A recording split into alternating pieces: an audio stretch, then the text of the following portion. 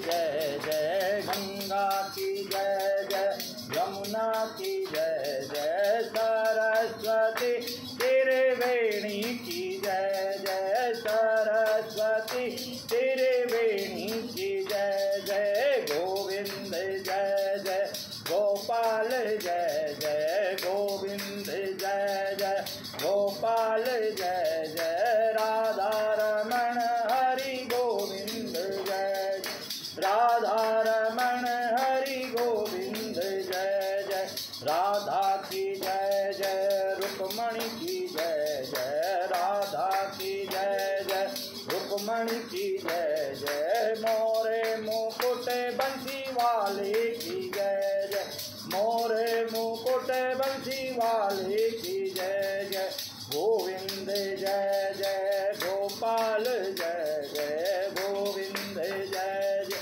गोपाल जय जय राधा रमण हरि गोविंद जय जय राधा रमण हरि गोविंद जय जय। बोले सत्यनारायण भगवान की।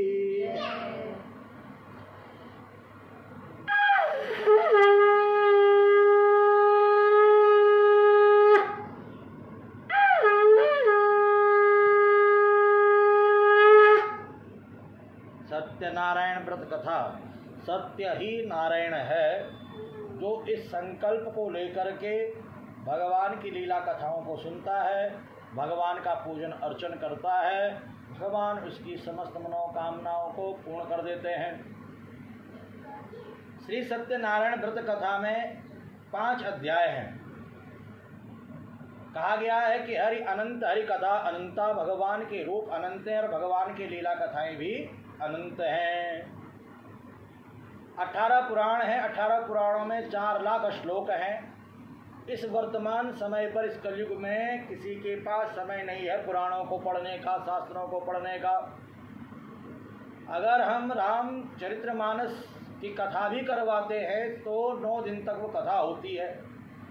अगर हम शिव पुराण की कथा कराते हैं वो भी 9 दिन तक चलती है, 11 दिन तक चलती है। देवी भागवत कथा करवाते वो भी 9 दिन 10 दिन चलती है। श्रीमद् भागवत कथा करवाते 7-8 दिन उसमें लगते हैं। अब किसके पास इतना समय है?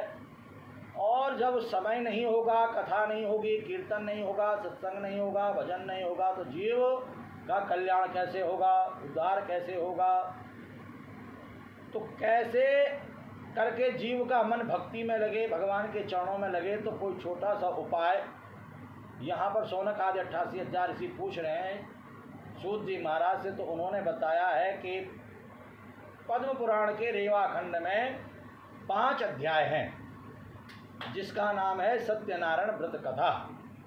इस कथा को सुन करके भक्ति जागृत होती है और हमारा मन करता है कि हम भगवान की पूजा करें।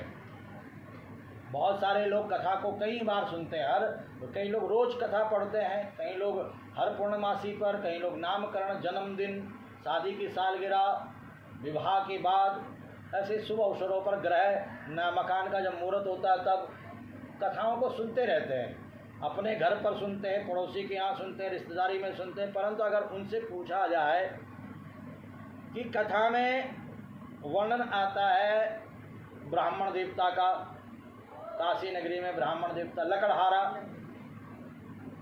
साधु व्यापारी के यहाँ पर लीलावती, कलावती, राजा चंद्रकेतु, इन लोगों ने क्या किया? तो कई लोग जो है बता नहीं पाते कि इन्होंने किया क्या। अगर आपसे पूछे तो आप बता दोगे क्या किया इन्होंने?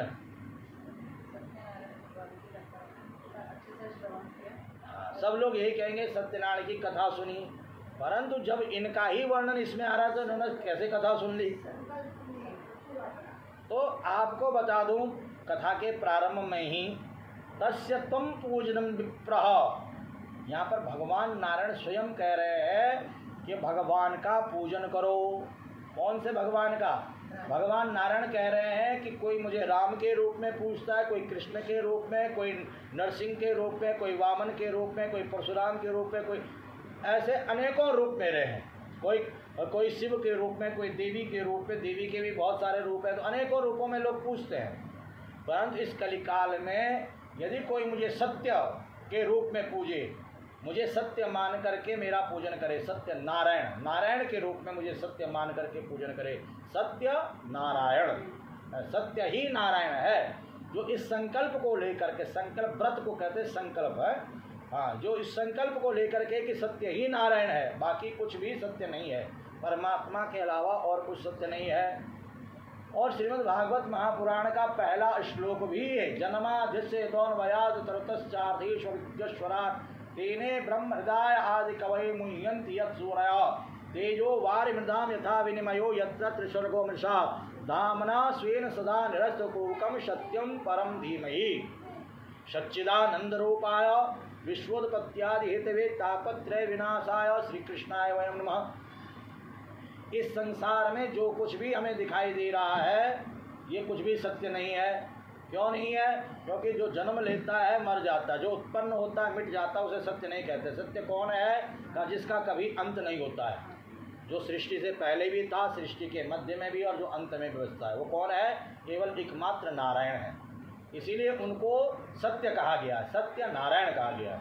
तो सत्य ही नारायण है जो इस संकल्प के साथ भगवान का पूजन करता है, भगवान उसकी मनोकामनाओं को पूर्ण कर देते हैं। कथा तो बहुत सारी है, अब कथा अगर सुनने लग जाओ तो हमारा जीवन कथाओं में ही बीत जाएगा। 4 लाख श्लोक हैं और प्रत्येक श्लोक भक्तानाम चरित्रम भागवत, भक्तों के चरित्र ही कथा है। परंतु ये 5 अध्याय इसलिए यहाँ पर क्योंकि कम समय में हमें भगवान की महिमा का पता चल जाए।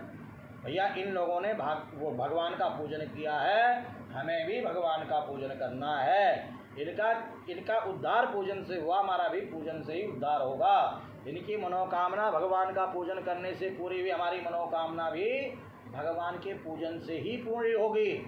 ये कब विश्वास हमें होगा? जब हम औरों के बारे में सुनेंगे, हाँ किस किस ने पूजन किया, किस कहते हैं चमत्कार, कोई नमस्कार है, किस किस के साथ चमत्कार हुआ है। तो कथा, यही कथा जो है आधे घंटे में भी हो सकती है और यही कथा जो है हमारा जो है जीवन पर्यंत चल सकती है ना। तो फिर भी 5 अध्याय में यहाँ पर कथा का श्रवण आप लोग करेंगे। तो इसमें सबसे पहला अध्याय है जिसमें हम और आप प्रवेश कर रहे हैं। बोले लक्ष्मी नारायण भगवान की जय। फूल ले लेंगे सभी लोग हाथ में, एक एक सबको फूल दे दो। व्यासोवाच एकदा नैमिषारण्ये ऋषियो शौनकादय प्रपक्षुर्मुनिया सर्वे सूतं पौराणिकं खलु। एक समय की बात है, नैमिषारण्य में 88,000 ऋषि बैठे हुए हैं और चर्चा कर रहे हैं कैसे कल्याण हो, कैसे उद्धार हो। वहीं पर वेद व्यास जी महाराज के शिष्य सूत जी महाराज का आगमन हुआ। 88,000 ऋषियों ने सूत जी का प्रणाम करके पूजन किया। गुरुर् ब्रह्मा गुरुर्विष्णु गुरुर्देव महेश्वर गुरु साक्षात् परब्रह्म तस्मै श्री गुरुवे नमः। बोले सद्गुरुदेव भगवान की जय। सूत जी का पूजन करके आसन पर विराजमान किया और ऋषियों ने प्रश्न किया कि व्रतेन तपसा किं वा प्राप्ते वांछितं फलं तत्सर्वं श्रोतुमिच्छामः कथयस्व महामुने। हे महामुनि, कौन सा ऐसा व्रत, कौन सा ऐसा पूजन है जो मनोवांछित फल को प्रदान करने वाला है? तो सूत जी महाराज कहते हैं कि नारदेनैव संपृष्टो भगवान कमलापति सुरेशाय थैवाह तक्षणध्वं समाहितम् एकदा नारदा योगी प्रानुग्रह कांक्षया पर्यटान विविधान लोकान मृत्युलोकामुपागतः। एक बार की बात आपको बताओ, देवर्षि नारद अनेकों लोकों में घूमते हुए, भ्रमण करते हुए इस पृथ्वी लोक पर आए, जिस पृथ्वी लोक का एक नाम मृत्युलोक भी है। मृत्युलोक क्यों नाम है? क्योंकि यहाँ पर जो आता है उसका जाना सुनिश्चित है। जीवन और मृत्यु, मृत्यु सुनिश्चित है। मृत्यु एक अटूट सत्य है जिस सत्य को हम और आप भूल जाते हैं, है ना। परंतु जीवन का सबसे बड़ा सच्चाई है मृत्यु। कोई जल्दी जाता है, कोई देर में जाता है। आया है सो जाएगा, राजा रंक फकीर। कोई सिंहासन चढ़ चला, कोई बंधा जंजीर, जाना सबका सुनिश्चित है। तो मृत्यु लोक में अपने अपने कर्मों के फलस्वरूप सुख और दुख सब भोग रहे हैं। कैसे जीव का कल्याण हो यह सोच करके देवर्षि नारद भगवान के वैकुंठ लोक पहुँच गए। वैकुंठ लोक में भगवान का दर्शन किया। कैसा भगवान का स्वरूप है? का तत्र नारायणं देवं शुक्लवर्णं चतुर्भुजं शंख चक्र गदा पद्मा वनमाला विभूषितम। भगवान का स्वरूप जो है शुक्ल वर्ण का, 4 भुजाएं, प्रत्येक भुजा में शंख है, चक्र है, गदा है, पद्म है, गले में सुंदर सुंदर फूलों की माला है, और महाराज जो है लक्ष्मी जी चरण दबा रही हैं। नारद जी ने प्रणाम किया और स्तुति की, प्रार्थना की। नारद जी क्या कह रहे हैं? नमो वाङ्मनता सीता रूपायन्ताय शक्तये आदि मध्यांति हीनाय निर्गुणाय गुणात्मने सर्वेषाम् आदिभूताय भक्तानामार्तिनाशिने। हे प्रभु, आपके रूप को नहीं जा सकता है, आपके गुणों को नहीं जाना जा सकता है, आपकी लीला कथाओं को नहीं जाना जा सकता है। आप अनेकों रूपों को धारण करके अनेकों अनेकों प्रकार की लीलाओं को करते हो। प्रभु, मैं आपको बारंबार प्रणाम करता हूँ। भगवान नारायण कहते हैं, किमर्थम आगतोऽस्मि त्वं किम से मनसि वर्तते कथयस्व महाभाग तत्सर्वं कथयामि ते। हे नारद, क्या जानना चाहते हो, क्या पूछना चाहते हो, पूछो। नारद जी कह रहे हैं कि मृत्युलोके जना सर्वे नाना क्लेश समन्विता नाना योनि समुत्पन्ना पश्यन्ते पाप कर्म भी। मृत्युलोक में, पृथ्वी लोक में मनुष्य अपने अपने कर्मों के फल स्वरूप नाना प्रकार की योनियों में जन्म ले रहा है। 84 लाख योनियों का वर्णन आता है। जलचर, थलचर, गगनचर, चराचर जगत में 84 लाख योनियां, कुकर, सूकर, कीट, पतंग, पेड़ पौधा, पशु पक्षी, मनुष्य है, ये सब बनना पड़ता है। कैसे बनना पड़ता है? कर्मों के द्वारा। कौन चाहेगा कि हम कीड़ा मकोड़ा बने? परंतु जैसा कर्म होगा वैसा फल तो भोगना ही पड़ेगा। अवश्यमेव भोक्तव्यम। कृता कर्म शुभाशुभम। शुभ एवं अशुभ कर्मों का फल यही भोगना है। और महाराज यहाँ पर नारद जी ने कहा कैसे कर्म फल नष्ट हो, कैसे वैकुंठ की प्राप्ति हो। भगवान कहते हैं कि हे नारद, साध पृष्ठम तया वत्स लोकानुग्रह कांक्षया यत्कृत्वा मुच्यते मोहात् तक्षण स्वं वदामि ते। तुम्हारे प्रेम के कारण मैं तुम्हें एक पूजन बताता हूँ, एक व्रत बताता हूँ। का कौन सा व्रत पूजन? का सत्यनारायण देवम भक्तम सम्यग् विधानतः कृत्वा सद्य सुखम भुक्त्वा परत्र मोक्षमवाप्नुयात्। नारद, मेरे को जो सत्य मान करके मेरे सत्य नारायण रूप का जो पूजन करेगा, मेरी लीला कथाओं को जो सुनेगा, मेरा भजन कीर्तन जो करेगा, मैं उसकी समस्त मनोकामनाओं को पूर्ण कर दूंगा और मोक्ष को प्रदान करूंगा। बोले सत्यनारायण भगवान की। नारद जी कहते हैं, किम फलम किम विधानम च कृतम केनैव तद्व्रतम तत्सर्वं विस्तरात् ब्रूहि कदा कार्यम हि तद्व्रतम। ये जो आपने व्रत पूजन बताया है, इसको करने का क्या विधान है और सबसे पहले इसे किसने किया है, सारा विस्तार से आप मुझे बताओ, मैं जानना चाहता हूँ। तो भगवान नारायण कह रहे हैं कि दुख शोकादि शमनम धन धान्य प्रवर्धनम सौभाग्य संतति करम सर्वत्र विजयी प्रदम यस्मिन कस्मिन दिने मृत्यो भक्ति सरदा समन्विता। हे नारद, ये जो पूजन है ये दुख को मिटाने वाला, दारिद्र्य को मिटाने वाला, कारोबार को आगे बढ़ाने वाला, हर जगह लाभ, यश, कीर्ति, मनोकामना को पूर्ण करने वाला, सौभाग्य को देने वाला, संतान को देने वाला, विद्या बुद्धि को देने वाला, ऊंचे पद को प्रदान करने वाला है। जिस किसी दिन भी भक्ति पूर्वक श्रद्धा पूर्वक इस पूजन को किया जाए, उसी समय में भक्त की मनोकामना को पूर्ण कर देता हो। किस प्रकार से इस पूजन को करना है? कहा ब्राह्मणेर बांधवस्य हो सहितो धर्म तत्पर नैवेद्यम भक्ति तो दद्यात् रम्मा फलम घृतम क्षीरम गोधूमस्य चूर्णकम आभावे साल चूर्णम व शर्करा व गुड़स्तदा।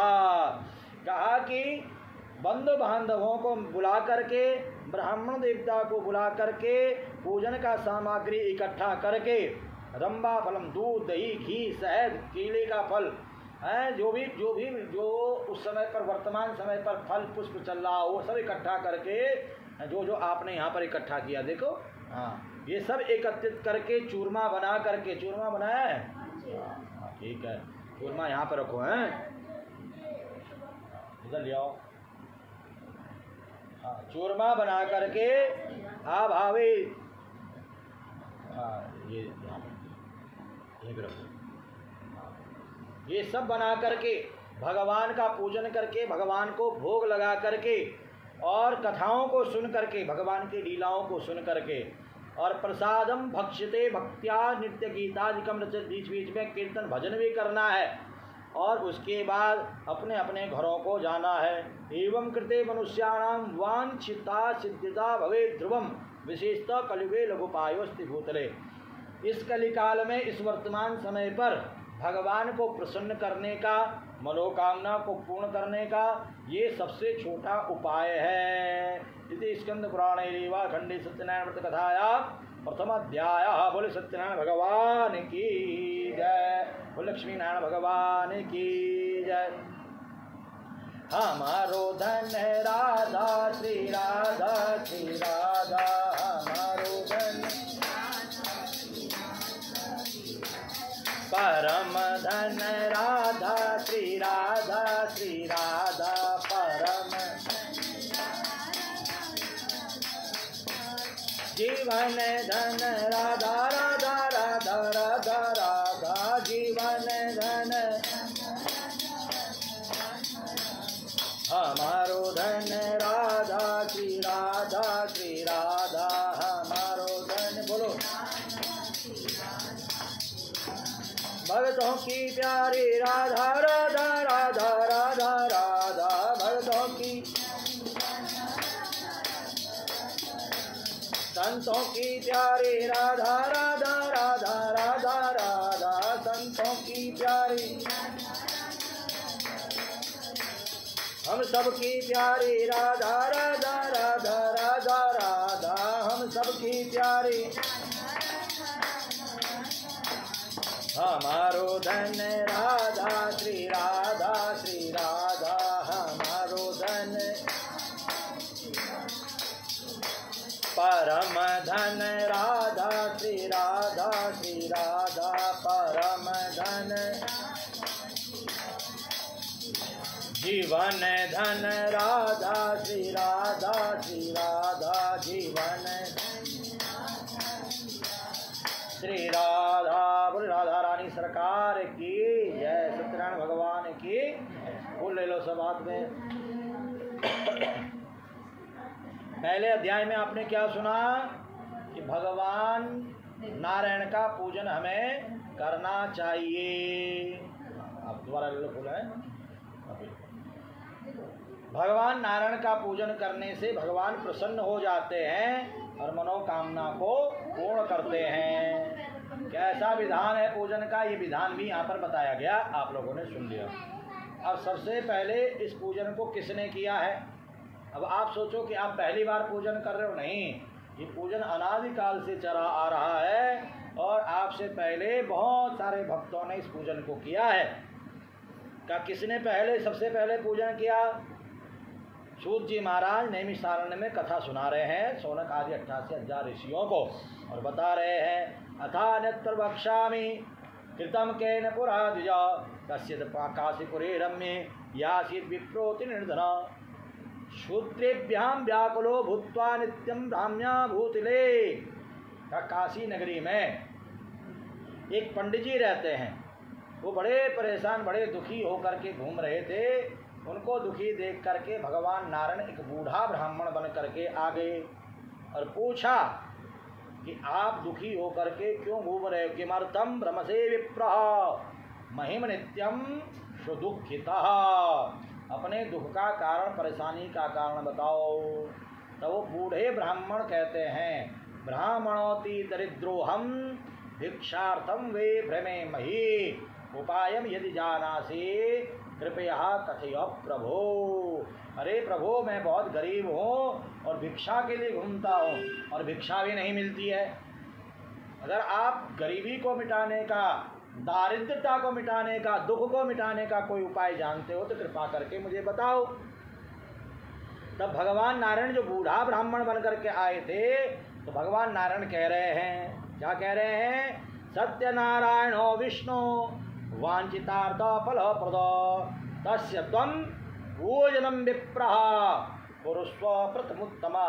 अरे पंडित जी, सत्य व्रत को धारण करते हुए, सत्य ही नारायण है इस संकल्प को धारण करते हुए, सत्यनारायणो विष्णु हो, भगवान सत्यनारायण जो भगवान विष्णु हैं उनका तुम क्या करो? पूजन करो। है लिखा हुआ यहाँ पर, तस्य त्वं पूजनम। कौन सा पूजन?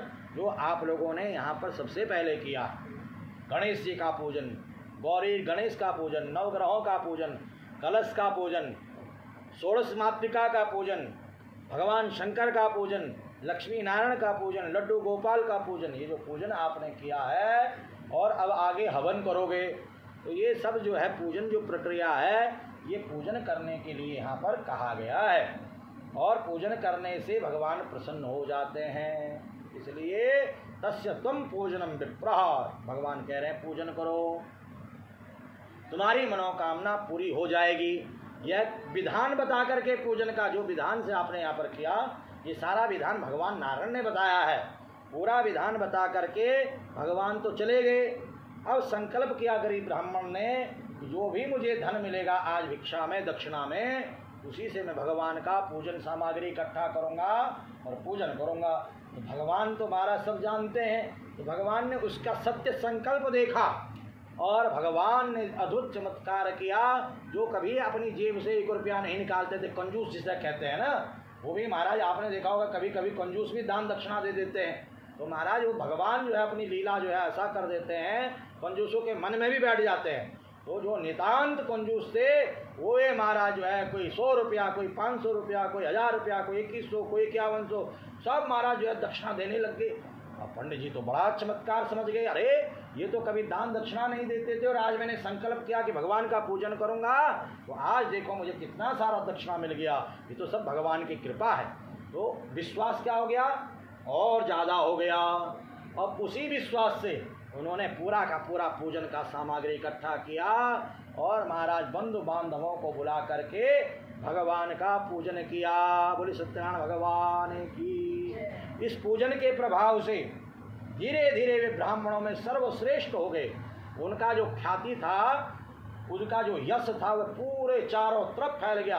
हर कोई कहे कि भैया पंडित जी को बुलाना है तो उनको बुलाओ। अब महाराज जब पंडित जी को बुलाए तो खूब दक्षिणा भी दे। तो महाराज खूब बढ़िया बढ़िया कोठी बन गया उनका।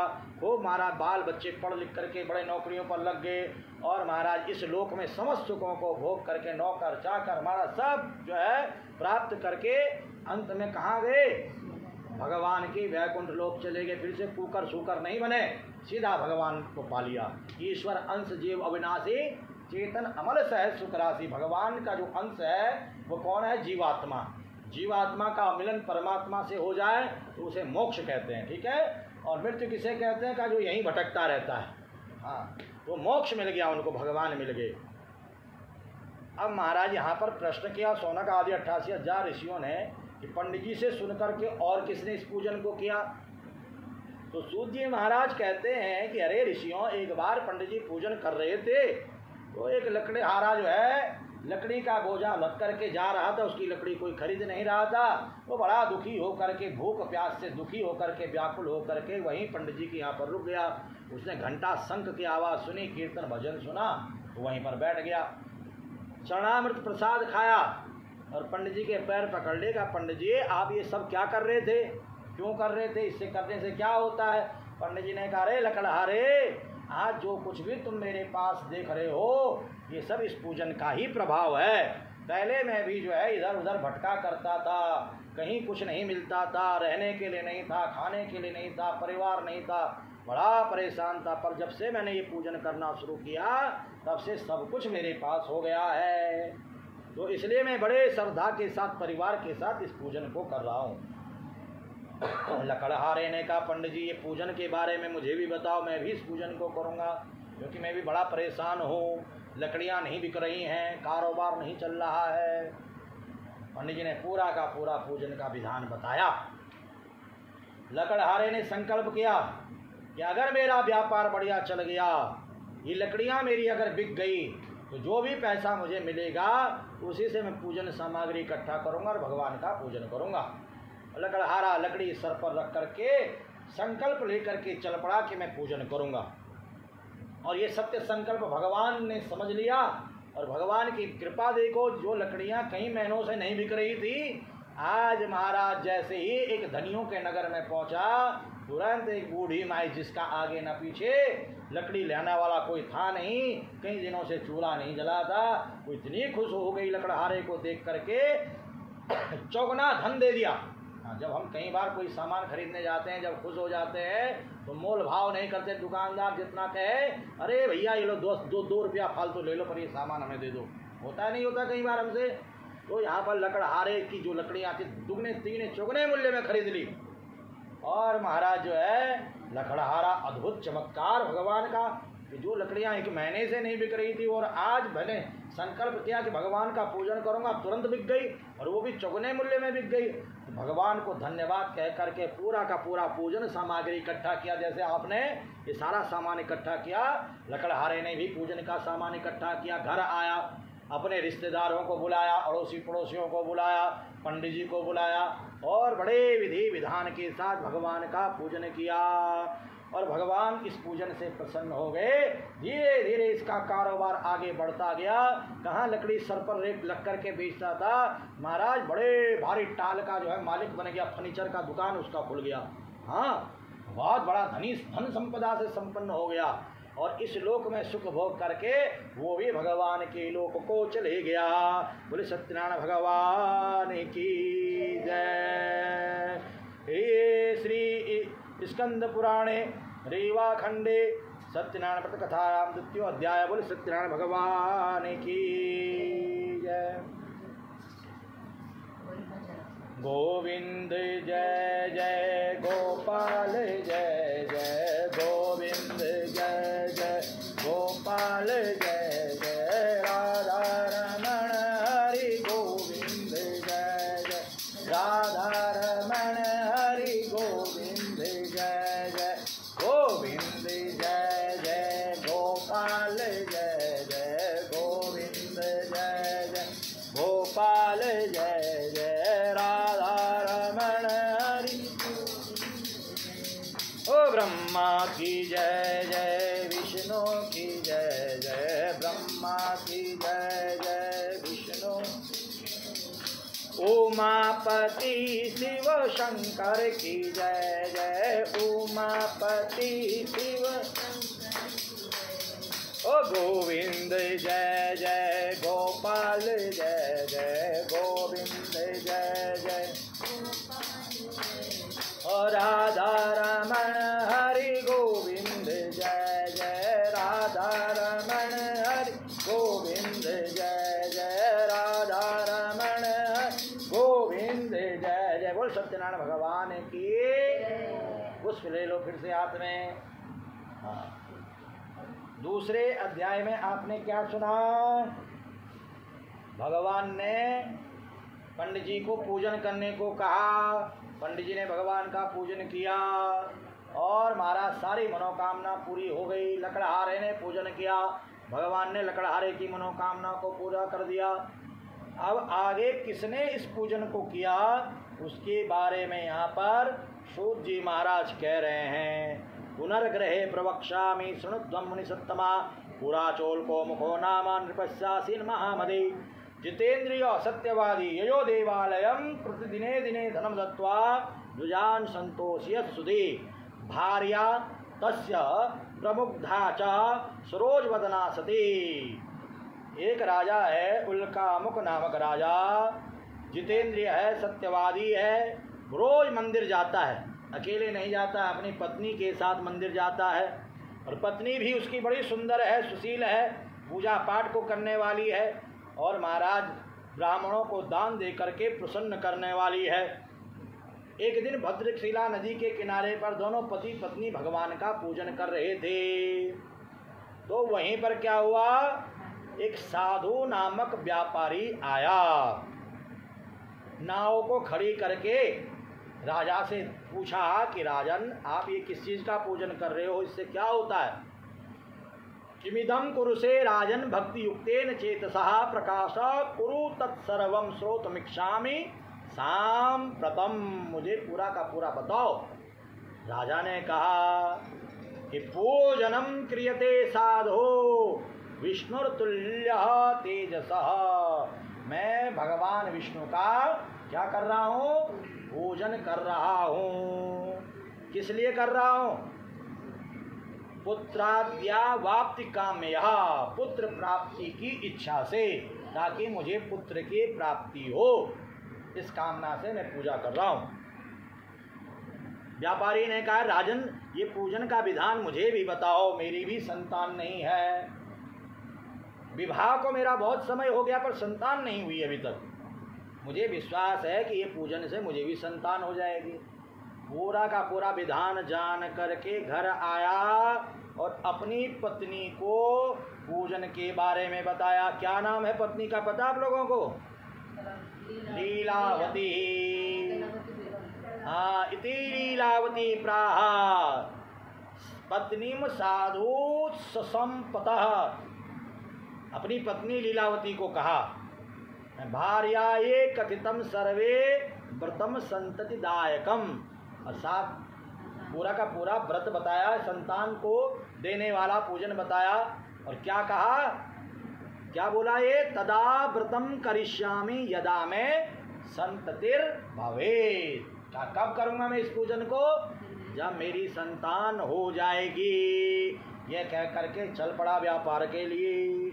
और देखिए भगवान नारायण की बड़ी कृपा, लीलावती गर्भवती हो गई और 10वें मासे, हाँ लिखा हुआ है 10वें मासी वे तस्या कन्या रत्नात्म जायता, 10वें महीने में कन्या रूपी रत्न उसने जन्म दिया और वो कन्या भी दिन प्रतिदिन बढ़ने लगी। और नामना कलावती चेती नामकरणम कृतम, उसका नामकरण किया, क्या नाम रखा, कलावती नाम रखा।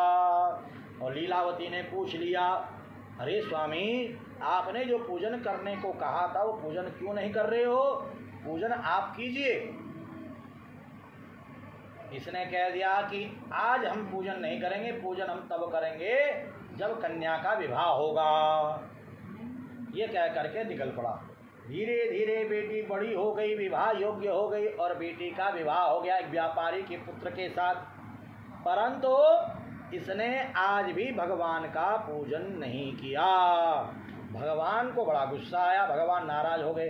देखिए जब हम भगवान से झूठ बोलते हैं तो दैविक दोष लगता है।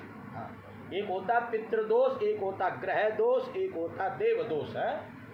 पितृदोष कब लगता है, जब हम अपने पितरों के लिए कुछ निकालते नहीं है, पितृ अमावस इत्यादि पे जो है और श्राद्ध इत्यादि पे जो है पितरों का जो है स्मरण नहीं करते हैं, पितरों के लिए जो है दान पुण्य नहीं करते, तो पितृदोष लगता है। ग्रह दोष कब लगता है, जब हम ग्रहों का पूजन नहीं करते हैं, ग्रहों के लिए दान नहीं निकालते हैं, ग्रहों के लिए जप नहीं करते हैं, तो ग्रह दोष लगता है।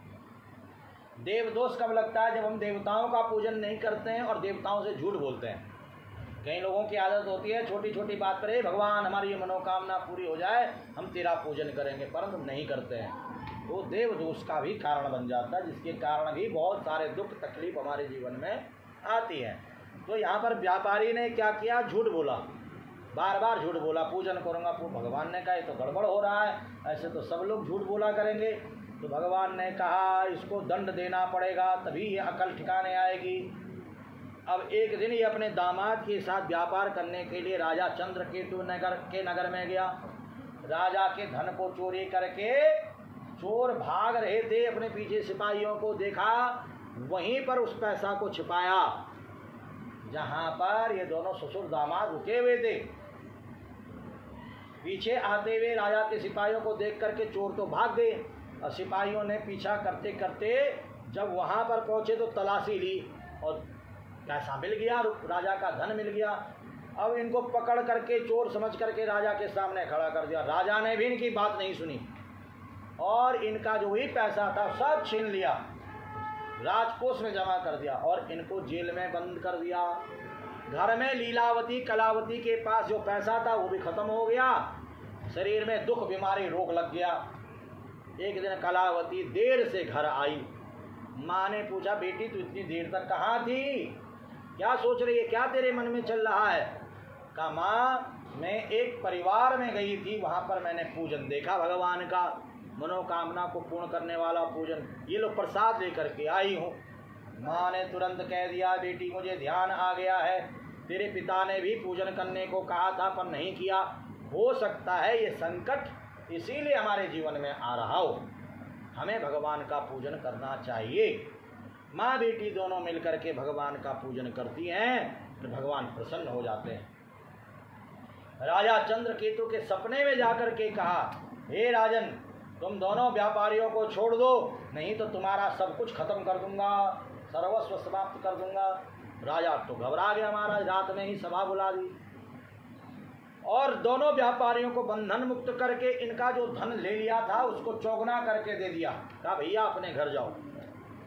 राजा को प्रणाम करके कहा कि राजन, आपके कृपा से हम अपने घर को जा रहे हैं। बोले सत्यनारायण भगवान की जय। स्कंद पुराण रेवा खंडे सत्यनारायण व्रत कथायाम तृतीयोध्याय। बोले लक्ष्मी नारायण भगवान की। श्रीमन नारायण नारायण नारायण, श्रीमन नारायण नारायण, भजमन नारायण नारायण नारायण, भजमन नारायण। लक्ष्मी नारायण नारायण नारायण, लक्ष्मी नारायण, सत्यनारायण नारायण नारायण, सत्य। श्रीमन नारायण नारायण नारायण, श्रीमन नारायण। अरे भजमन नारायण नारायण नारायण, भजमन नारायण। लक्ष्मी नारायण नारायण नारायण, लक्ष्मी नारायण नारायण नारायण। बोले सत्यनारायण भगवान की जय। पुष्प ले लो। तीसरे अध्याय में आपने क्या सुना? साधु व्यापारी ने भगवान से झूठ बोला, जिसके कारण उसके जीवन में कष्ट आया, संकट आया। इसलिए हमें भगवान से कभी झूठ नहीं बोलना चाहिए। अब महाराज यहाँ पर चौथे अध्याय में भगवान परीक्षा ले रहे हैं। कैसे ले रहे हैं? सूत जी महाराज कह रहे हैं, यात्रांत कृतवान साधु मंगलायन पूर्वकाम ब्राह्मणे योधम दत्वा तदातु नगरमेयो यद्दूरे गतो साधो सत्यनारायण प्रभो जिज्ञासाम कृतवान साधो किमस्ति तवनो स्थितम। भगवान ने सोचा इसकी परीक्षा लो कि अभी भी इसे भरोसा है कि नहीं है मेरे पे। तो भगवान क्या बन करके आए बताओ? एक दंडी स्वामी बन करके आए, बाबा जी बन करके, भिक्षुक बाबा है। और कहा, अरे व्यापारी क्या है तुम्हारी नाव में? तो धन के अहंकार के कारण व्यापारी ने कह दिया मेरी नाव में तो घास फूस है। जैसे कई बार बहुत सारे लोगों की आदत होती है, कोई मांगने वाला आता है तो क्या कहते हैं, अरे चल चल आगे चल, हमारे पास कुछ नहीं है। बहुत लोग ऐसे भी होते हैं, हम देखे हैं। तो ऐसा कभी नहीं कहना चाहिए, क्योंकि भगवान न जाने कब किस रूप में आपके सामने आ जाएं, हैं? अब यहाँ पर महाराज दंडी स्वामी ने कह दिया कि जैसा तुमने कहा ऐसा ही हो। ये कह करके दंडी स्वामी तो एक पेड़ के नीचे बैठ गए। अब नाव अपने आप धीरे धीरे जल में ऊपर उठ गई। बक्सा खोल करके देखा तो घास फूस उसमें दिखाई दिया, क्योंकि पहले हीरे जवाहरात थे तो नाव जल में दबी हुई चल रही थी, अब उठी हुई। बक्सा खोल दिया तो हीरे जवाहरात की जगह घास फूस। व्यापारी बेहोश हो गया, मूर्छित हो गया। जब होश में आया तो दामाद ने कहा, वो दंडी स्वामी बाबा जी सब कुछ करने में समर्थ हैं, हमें उनकी शरण में चलना चाहिए। ससुर दामाद बाबा जी की शरण में आए, बार बार क्षमा मांगी तो बाबा जी ने कह दिया तुम मेरी पूजा से भटके हुए हो, तुम बार बार भगवान विष्णु का पूजन करने को कहते हो पर पूजन नहीं करते, इसलिए तुम्हारे जीवन में दुख आ रहा है। यदि तुम मेरा पूजन करो तो कभी तुम्हारे जीवन में दुख नहीं आएगा। यह कहकर के भगवान अंतरित हो गए। ससुर दामाद ने वहीं पर बैठ करके भगवान का पूजन किया, प्रसाद खाया, चरणामृत ग्रहण किया, क्षमा मांग करके नाव में सवार हुए तो हीरे जवाहरात लबालब भरे पड़े हैं। अद्भुत चमत्कार भगवान का जान करके भगवान की जय जयकार करके अपने नगर को चल पड़े। बोले सत्यनारायण भगवान की। अब जैसे ही नगर के किनारे पहुंचे, दामाद से कहा भैया तुम यहीं पर रहो, मैं व्यवस्था बनाता हूँ घर जाने की। खुद नाव से नीचे उतर गया, अपने सेवकों से कहा जाओ घर जाओ, बताओ कि हम आए हैं। अब सेवक पहुंचे तो लीलावती कलावती क्या कर रही थी? भगवान का पूजन कर रही थी। सेवकों ने कहा हमारे स्वामी साधु व्यापारी बहुत सारे धन को लेकर के अपने दामाद के साथ आए हैं, आप उनके स्वागत के लिए चलिए। लीलावती ने पूजन संपन्न किया, बेटी से कहा तुम भी पूजन संपन्न करके आओ। अब महाराज कलावती ने पूजन तो किया पर भगवान का प्रसाद चरणामृत ग्रहण नहीं किया। भगवान ने कहा ये तो गड़बड़ हो गया है, आज ये मेरा चरणामृत प्रसाद छोड़ी है, कल कोई और छोड़ेगा, परसों कोई और छोड़ेगा, प्रसाद की महिमा तो खत्म हो जाएगी। तो प्रसाद की महिमा बनी रहे तो पहली गलती पे ही इसको जो है टोकना पड़ेगा, समझाना पड़ेगा, नहीं तो ये बार बार गलती करेगी और ऐसे हर कोई गलतियां करेगा। अब महाराज इसका पति नाव से जल में डूब गया, रोने लग गई, इसकी माँ रोने लग गई, पिता रोने, सब महाराज बड़े सब परेशान हो गए। वहीं पर आकाशवाणी हुई, अरे व्यापारी तुम्हारी बेटी मेरा प्रसाद छोड़ करके आई है, यदि घर जा करके प्रसाद खा करके आए तो इसको इसका पति मिल जाएगा, तुमको तुम्हारा धन मिल जाएगा। कलावती भागी भागी घर गई, भगवान से क्षमा मांगी, चरणामृत प्रसाद खाया, वापस आई, नाव अपने आप जल में ऊपर आ गई। बोली सत्यनारायण भगवान की। अद्भुत चमत्कार जब सब गांव वालों ने देखा तो संकल्प कर दिया कि हम पूर्णमास्याम संक्रांति कृतवान सत्य पूजनम, हम लोग क्या करेंगे? पूर्णमास्याम च संक्रांतो कृतवान सत्य पूजन, पूर्णमासी और संक्रांति पर्व पर भगवान का पूजन करेंगे। यह संकल्प लेकर के सभी लोग भगवान का पूजन करते हैं और इस लोक में सुख भोग करके भगवान के लोक को चले जाते हैं। श्री स्कंद पुराणे रेवाखंडे सत्यनारायण व्रत कथायाम चतुर्थ अध्याय। बोले सत्यनारायण भगवान की जय। मन भूल मत जयो राधा रानी के चरण, मन भूल मत जयो राधा, ओ राधा रानी के चरण, महारानी के चरण, राधा रानी के चरण,